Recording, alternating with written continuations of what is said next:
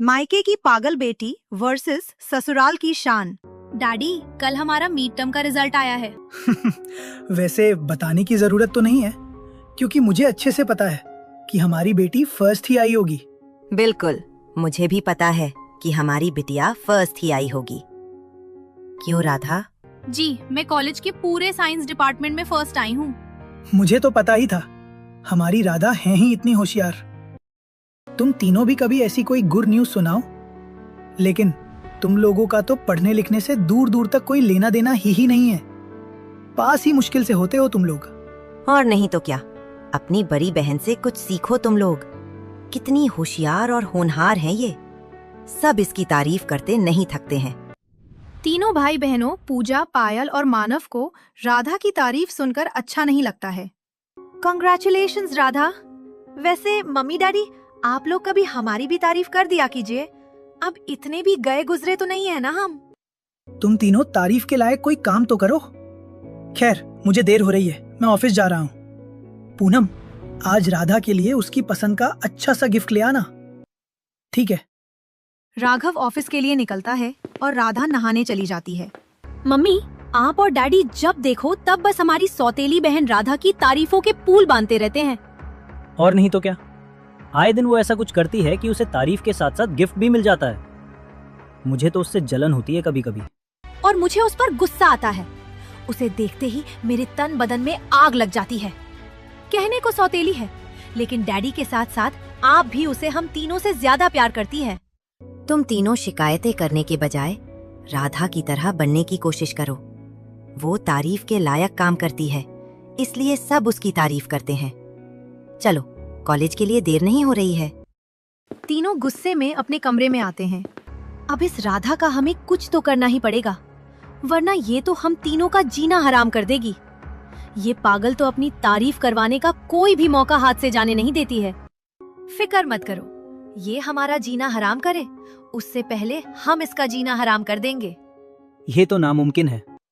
राधा तो सबकी आंखों का तारा है। मम्मी, डैडी, दादा दादी, चाचा चाची, पड़ोसी सब इससे बहुत प्यार करते हैं। इसका हम कुछ भी बिगाड़ नहीं सकते। और नहीं तो क्या, जो देखो वो इस पागल के गुण गाता रहता है। राधा ये, राधा वो, राधा से ये सीखो, राधा जैसा बनो। राधा राधा राधा, तंग आ गई हूँ मैं सुन सुनकर। राधा को बार बार पागल कहकर तो तुमने मुझे रास्ता दिखा दिया पायल। सब उस चुड़ैल की तारीफ करते हैं और हमें नीचा दिखाते हैं ना, लेकिन अब तुम देखना, बिल्कुल इसका उल्टा होगा। वो कैसे दीदी? वो ऐसे कि राधा की वजह से आज तक हम नीचा दिखते आए हैं, अब हम राधा को नीचा दिखाएंगे। सब लोग राधा को होशियार और समझदार कहते हैं ना, अब तुम देखना, वही लोग उसे पागल कहेंगे। ओह, ऐसा सच में होगा क्या दीदी? बिल्कुल होगा, क्योंकि अब हम राधा के दिमाग के साथ खेलेंगे और उसे सबके सामने पागल साबित करेंगे। उसकी सारी होशियारी धरी की धरी रह जाएगी। दीदी, आप क्या करने वाली है? तुम दोनों ज्यादा सोचो मत, और जैसा मैं कहूंगी बस वैसा करते जाओ, ठीक है? बस इतना ध्यान में रखना कि अब हमें सबकी नजरों में राधा को पागल साबित करना है। ठीक है दीदी। दूसरे दिन पूनम बच्चों से कहती है, मेरी बात ध्यान से सुनो। कल हमारे यहाँ पूजा है। तुम सब सुबह जल्दी उठोगे और मेरे साथ काम में हाथ बटाओगे। काफी मेहमान आने वाले हैं और लता भी छुट्टी पर है। संडे को पूजा क्यों रखी है माँ? छुट्टी वाले दिन भी जल्दी उठना पड़ेगा क्या? मैं तो जल्दी बिल्कुल नहीं उठूंगी माँ। देर तक सोने के लिए एक संडे ही तो मिलता है। मैं भी नहीं उठूंगा, कल तो मैं देर तक सोऊंगा। एक दिन जल्दी उठ जाओगे तो आसमान नहीं टूट पड़ेगा। लता की तबीयत खराब है नहीं तो कहती भी नहीं तुम लोगों को। आप बिल्कुल भी परेशान मत हो मम्मी, मैं जल्दी उठकर आपकी मदद कर दूंगी। हम दोनों मिलकर सब काम निपटा लेंगे, फिक्र मत करिए, सब अच्छे से हो जाएगा। तुमसे मुझे यही उम्मीद थी राधा। तुम हो तो मुझे किसी बात की फिक्र नहीं है। इन तीनों नालायकों से तो कोई उम्मीद भी नहीं रखी जा सकती। इतना कहकर पूनम और राधा वहाँ से चली जाती है। मुझे पता था कि ये पागल सबकी नजरों में अच्छा बनने का ये सुनहरा मौका हाथ से बिल्कुल भी जाने नहीं देगी। करने दो उसे काम, हमारा क्या जाता है। और क्या, थोड़ी सी तारीफ के लिए हम इस पागल की तरह अपनी मीन थोड़ी बर्बाद करेंगे। दूसरे दिन घर में पूजा होती है जिसमें सभी रिश्तेदार और पड़ोसी आते हैं। भाभी, लता नहीं थी तो आप हेल्प के लिए मुझे बुला लेती, मैं आ जाती। वैसे सजावट बड़ी प्यारी की है आपने। तुम्हें इतनी दूर से जल्दी आना पड़ता, इसलिए नहीं बताया। राधा थी ना मेरी हेल्प के लिए। ज्यादातर काम तो उसी ने निपटा लिया है, सजावट भी उसी ने की है। सच में बड़ी होनहार बच्ची है राधा। पूरे खानदान में सबसे ज्यादा समझदार बच्ची है। नहीं तो ये बाकी बच्चे बस मोबाइल में घुसे रहते हैं, निखट्टू, काम के ना काज के। पूनम बहन, हम चलते हैं। सच में आपने और राधा ने बहुत अच्छा इंतजाम किया है। राधा की तो जितनी तारीफ की जाए कम है। आजकल के जमाने में तो ऐसी होशियार और समझदार बेटी मिलना भाग्य की बात है। सबके मुंह से राधा की तारीफ सुनकर पूजा, पायल और मानव इरिटेट होते हैं। बस करो दादी, जिसे देखो वो राधा की ही तारीफ करता है। हमने भी तो थोड़ा काम किया है। हमारी तारीफ करना तो दूर, आप हमें सबके सामने निखट्टू कह रही है। हाँ, तुमने मुझे 1 गिलास पानी दिया था, मैं तो भूल ही गई कि कितना बड़ा काम किया था तुमने। ओफो दादी, आप भी मम्मी डैडी की तरह हमें जलील करने का कोई मौका नहीं छोड़ती। मैं तो जा रही हूँ यहाँ से, वरना राधा राधा सुनकर मेरे कान ही पक जाएंगे। पूजा तमतमाते हुए वहाँ से चली जाती है। मानव और पायल भी उसके पीछे जाते हैं। दीदी, अब आप जल्दी से हमें प्लान के बारे में बताओ ताकि हम इसे शुरू कर सके। अब मुझसे अपनी इंसल्ट और बर्दाश्त नहीं हो रही है। मुझे भी ये रोज रोज के ताने अब बर्दाश्त नहीं होते हैं। उसी दिन पूजा मानव और पायल से कहती हैं, मानव, तुम एक स्याही की बोतल खरीद कर ले आओ। स्याही की बोतल? लेकिन क्यों? तुम तो स्याही वाला पेन यूज नहीं करती हो ना? अब तुम ज्यादा सवाल जवाब मत करो और स्याही की बोतल, कुछ लिक्विड कलर्स और पेंटिंग ब्रश लेकर आओ। मानव स्याही और कलर्स लेकर आता है। ये लो दीदी, आपने जो कहा था सब ले आया हूँ। बस अब रात का इंतजार करो, आज हमारे प्लान की शुरुआत हो रही है। मानव, तुम्हें पेंटिंग का शौक है ना? आज तुम्हें अपना शौक पूरा करने का मौका मिलने वाला है। रात में सुबह से काम कर रही राधा अपने कमरे में गहरी नींद में सोई होती है। तीनों दबे पांव कमरे में आते हैं। मानव, तुम धीरे धीरे राधा के चेहरे पर स्याही से दाढ़ी और मूछें बनाओ। पायल, हम दोनों लाल रंग से इसके चेहरे पर कलाकारी करेंगे।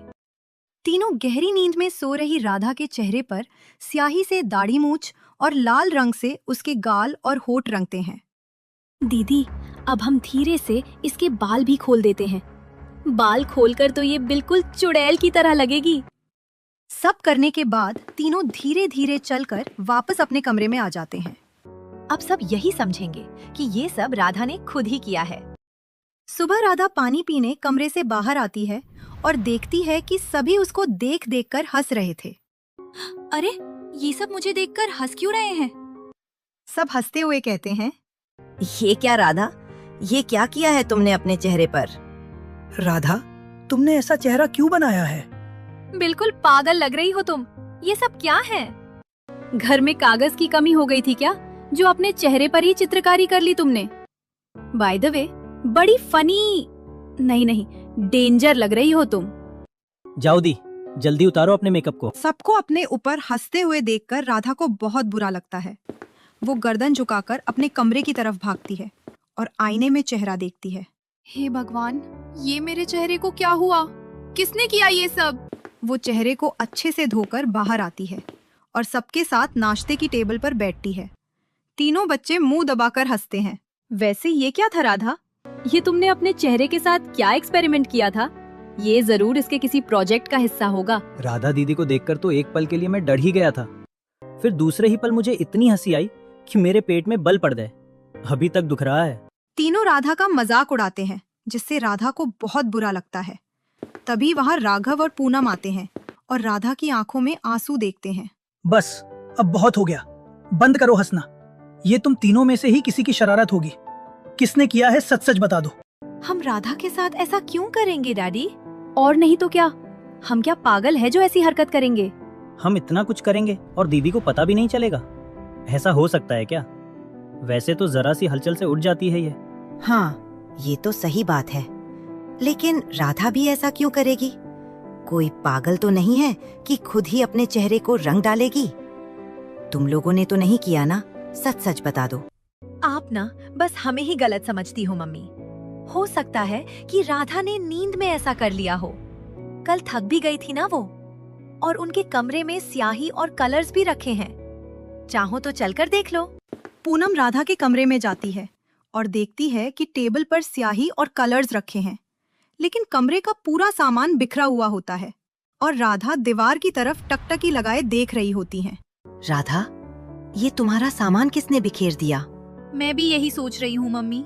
मैं नाश्ता करने आई थी तब सब ठीक था, पता नहीं किसने किया। तुमसे ही हुआ होगा बेटा, तीनों बच्चे तो नीचे ही थे और कौन करेगा ऐसा। चलो कोई बात नहीं, समेट लो सब, शाबाश। राधा कमरा ठीक करती रहती है। तभी वहाँ पूजा, मानव और पायल के साथ आती है। ये तुमने कमरे का क्या हाल बनाया है?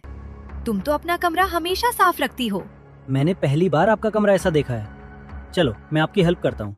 सामान उठाने के बहाने मानव चुपके से राधा के ऊपर नकली छिपकली फेंकता है। राधा को छिपकली से बहुत ज्यादा डर लगता है। वो डर के मारे जोर से चिल्लाती है और बाहर भागती है। आस हुश, अरे ये छिपकली, बचाओ बचाओ। राधा की आवाज से सब बाहर आते हैं। अरे अरे दीदी, क्या हुआ? काका प्लीज मेरे कमरे में जाओ और वहाँ एक छिपकली है, उसे भगाओ। मैं यही रुकती हूँ, आप उसे कमरे से बाहर निकालो। मुन्ना कमरे में जाता है, लेकिन वहाँ उसे कहीं भी छिपकली नजर नहीं आती। पूजा, पायल और मानव वहीं पर बैठे होते हैं। राधा दीदी के कमरे में छिपकली कहाँ से आ गई? यहाँ तो कहीं से आने की जगह नहीं है। वही तो, हम भी तो उसे यही समझाने की कोशिश कर रहे थे। वो चिल्लाकर भागी, तब हम यही तो बैठे हुए थे। हमें तो कहीं भी नहीं दिखी छिपकली। उन्हें शायद गलतफहमी हुई होगी। चलो दीदी, अपने कमरे में चलते हैं। तीनों अपने कमरे में आ जाते हैं। इधर राधा डर के मारे पूरा दिन अपने कमरे में नहीं जाती।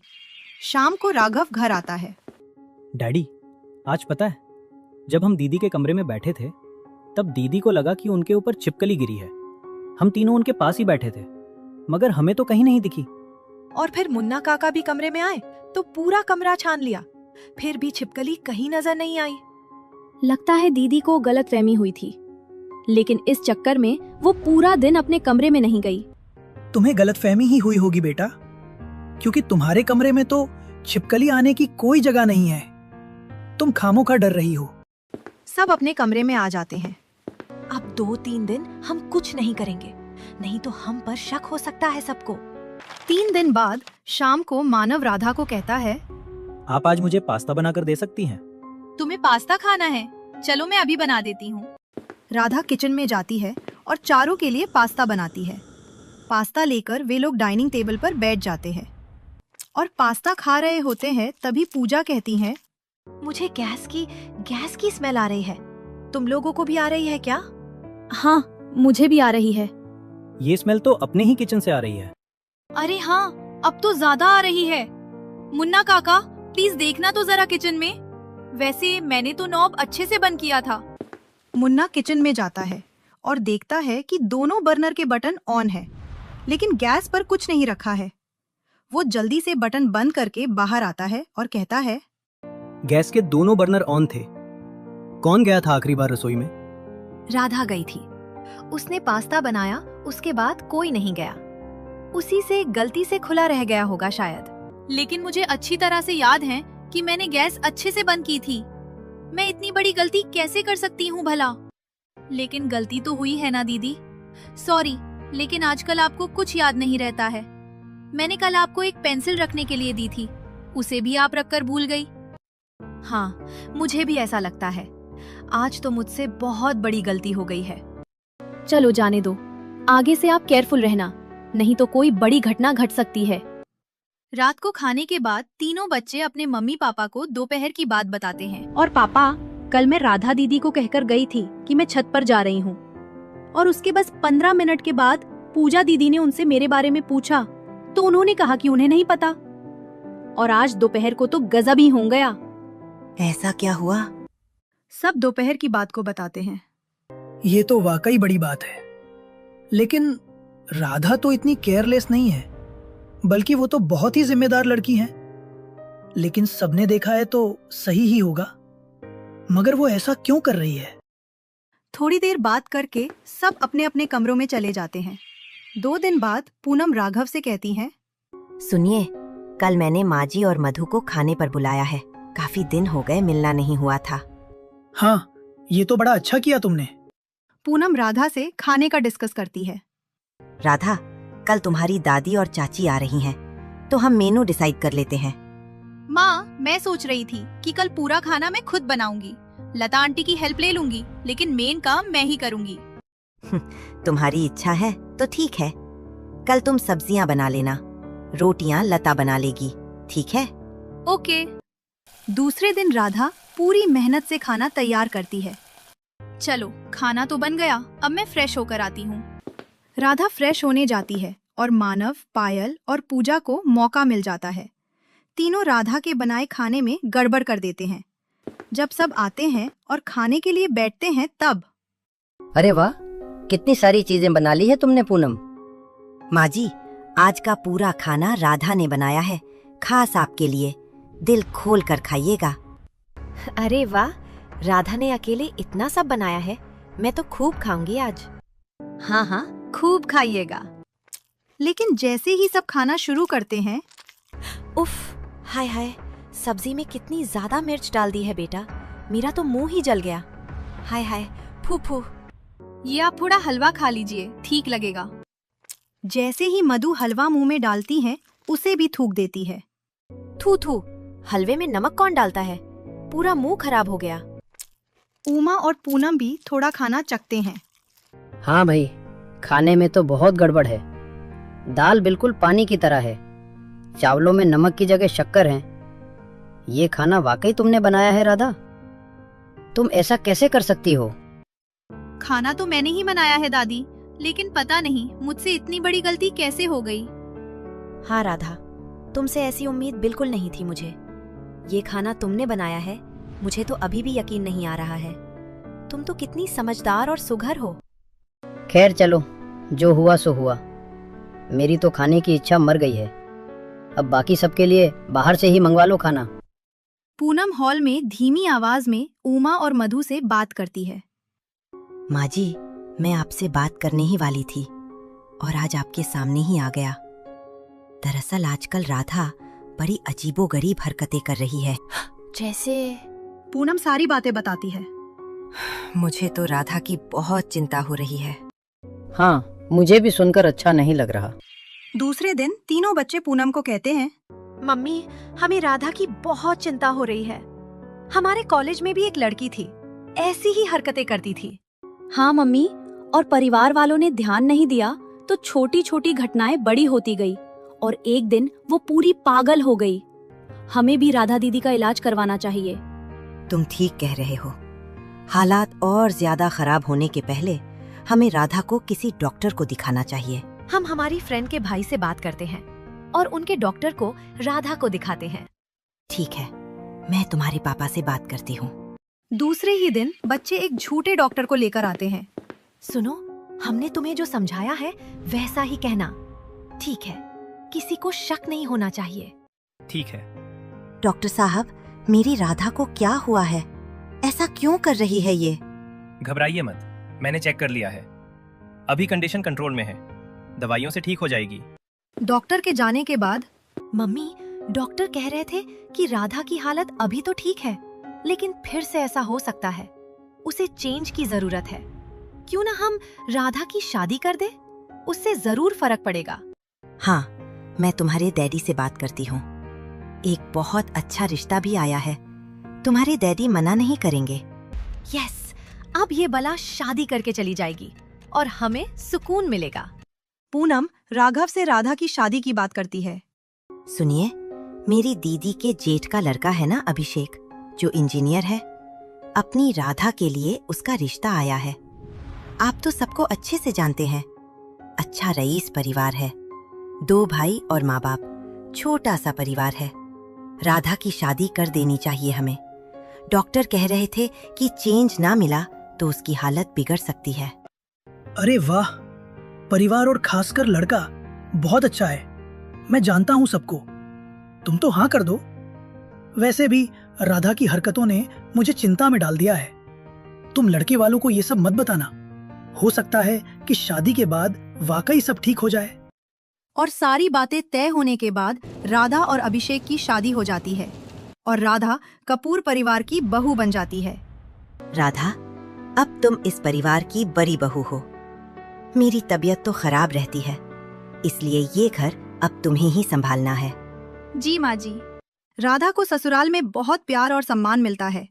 वो भी दिन रात अपने सास ससुर, पति और देवर की पूरे मन से सेवा करती है और सबका मन जीत लेती है। माँ जी, ये जूस पी लीजिए, आपको दवाई भी लेनी है ना।